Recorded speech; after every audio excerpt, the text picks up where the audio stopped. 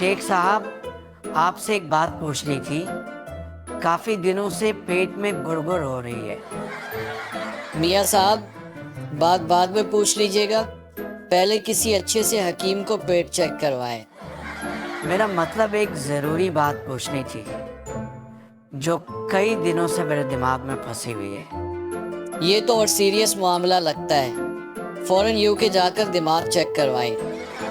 شیخ صاحب، میں کوئی ہیر رانجھے کی سٹوری نہیں سنا رہا، آپ سے ایک بات پوچھنی تھی۔ تو میاں صاحب پہلے ہی پوچھ لیتے، خواہ مخواہ آپ نے اپنے ادرز منٹ ضائع کر دیے۔ یا شیخ، میں نے آپ کو ایک پیار بھری جادو کی جھپی بھیجی ہے، ریسیو کر لینا۔ ابھی تک تو نہیں پہنچی، لگتا ہے اینٹی سیکٹر نے اسے راستے میں ہی تباہ کر دیا ہے۔ معذرت چاہتا ہوں، خود میں آ نہیں سکتا، ڈر لگتا ہے کہیں اخبار میں ہی نہ آ جاؤں۔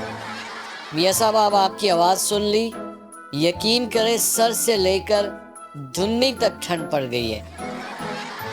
آپ نے جو امریکہ کو اڈا دیا ہے، اس نے کیا آپ زمین میں سے گھی نکالنا ہے؟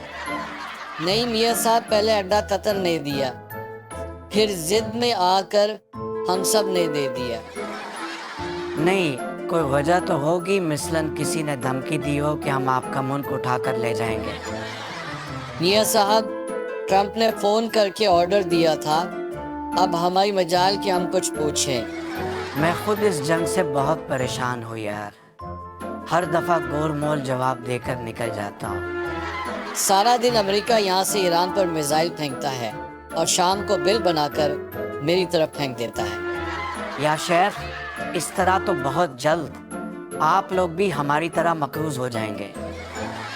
میاں صاحب، ٹرمپ تو چھپکلی کی طرح ہمارے گلے میں ہی پھنس گیا ہے، منحوس مارا، نہ نگلا جاتا ہے نہ پھونکا جاتا ہے۔ اب آپ ہی بتائیں ہم کیا کریں۔ ایک تو ہمیں امریکہ کا خوف ہی بہت ہے، ڈر کے مارے ہم کچھ پوچھ بھی نہیں سکتے۔